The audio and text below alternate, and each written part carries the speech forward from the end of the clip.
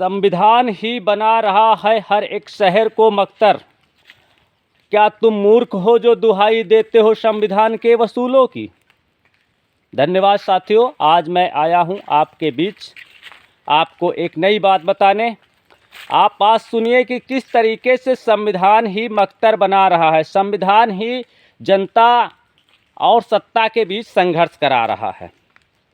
ये बहुत ही महत्वपूर्ण चीज़ है। जो मूर्ख लोग संविधान की दुहाई देते रहते हैं कि संविधान देश चला रहा है, संविधान ये कर रहा है, संविधान वो कर रहा है, फलाना धमाका, ये मूर्ख लोगों की कहानी है। अब आपको सच्चाई से अवगत कराते हुए मैं बताना चाहता हूँ, ये संविधान अनुच्छेद 19(1)(c) जनता को आंदोलन करने की इजाज़त देता है और सरकार के पास शक्तियाँ ये हैं कि वो एक धारा 144 लगा करके इनको रोक सके। और आईपीसी की दंड धारा 129, 30 और 31 के तहत सरकार के पास ये पावर है कि वो किसी भी प्रदर्शनकारी को गोली मार सकता है। ये दोनों ही बातें संविधान में वर्णित हैं। तो आप खुद सोचिए कि संविधान एक तरफ तो जनता को आंदोलन करने की इजाज़त देता है और दूसरी तरफ सरकार को इस बात की भी इजाज़त देता है कि आप इस प्रोटेस्ट को किसी भी तरीके से ख़त्म कर सकते हो।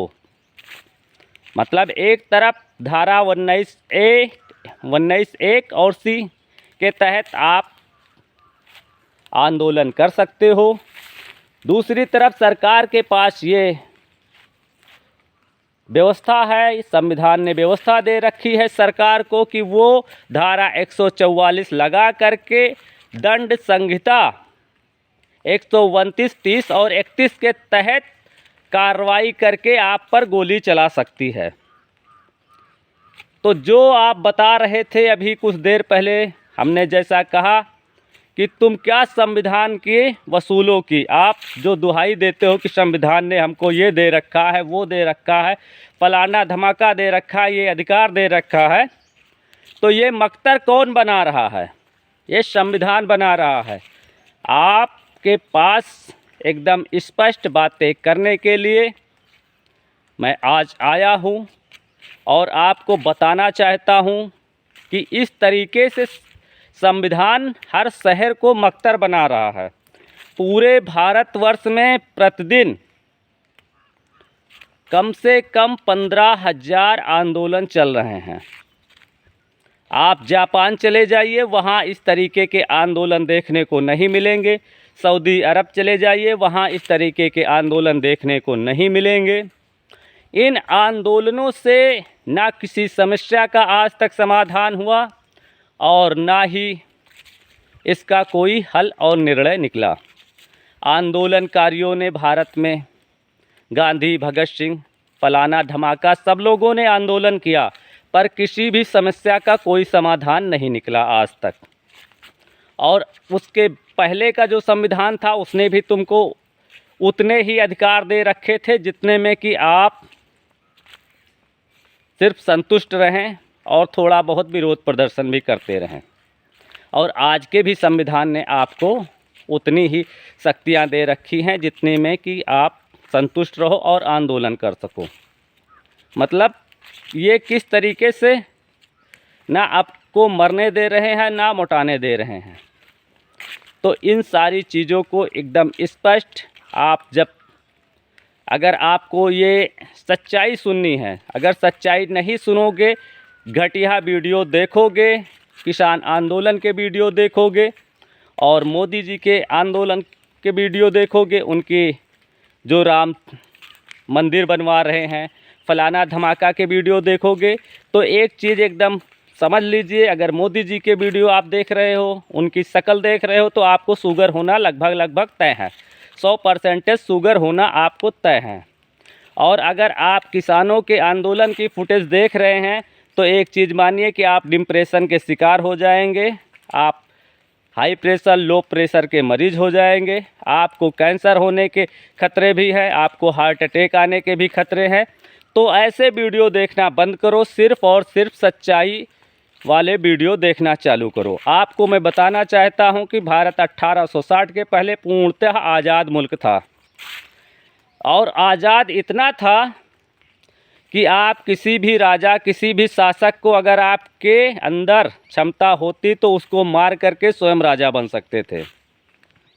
आप किताबों में जो पढ़ाया जाता है उसको थोड़ा बहुत सच भी मान लिया जाए, पूरा तो मैं नहीं मानूंगा, लेकिन वो उनकी खुद की किताबें बता रही हैं कि 16 साल की उम्र में चंद्रगुप्त मौर्य ने मगध, एक बड़ा जो साम्राज्य था, उस पर शासन कर लिया था। और अब आपके संविधान की मैं बात करता हूं। आपके संविधान ने 18 साल से कम के बच्चों को हुनर सीखने पर प्रतिबंध लगा रखा है। वो गाड़ी नहीं चला सकते, मोटरसाइकिल नहीं चला सकते, कार नहीं चला सकते, जेसीबी नहीं चला सकते, कोई भी कार्य करने से आपके संविधान ने प्रतिबंध लगा रखा है उन बच्चों के ऊपर।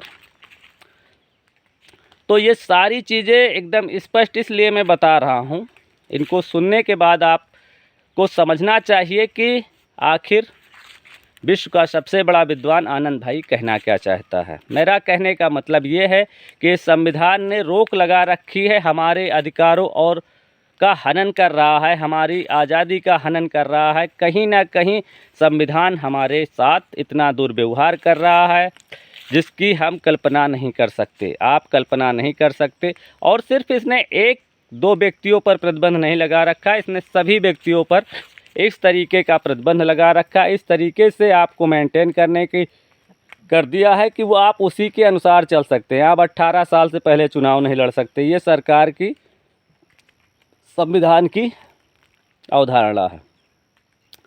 संविधान अगर कहता है कि आप बिना कोरोना वैक्सीन के आप चुनाव नहीं लड़ सकते, तो आपको ऐसा करना पड़ेगा। मतलब इसने आप पर इतने प्रतिबंध लगा दिए हैं, इतने प्रतिबंध संविधान ने लगा दिए हैं कि आप आज़ाद नहीं हैं। सीधी से बात कहने का मतलब ये था कि आप आज़ाद नहीं हैं, आपको इस संविधान ने गुलाम बना लिया है और आपके सारे अधिकार, सारे कर्तव्य इसने छीन लिए हैं। हमें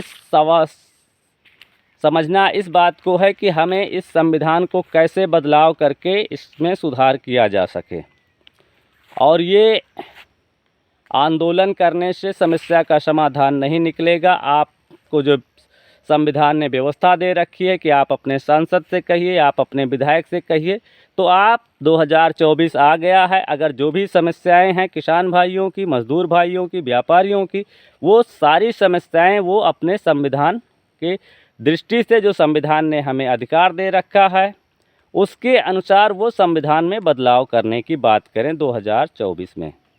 धन्यवाद साथियों। शायद आप हमारे चैनल पे नए हैं तो बेल आइकन दबा लीजिए, सब्सक्राइब कर लीजिए चैनल को। धन्यवाद साथियों।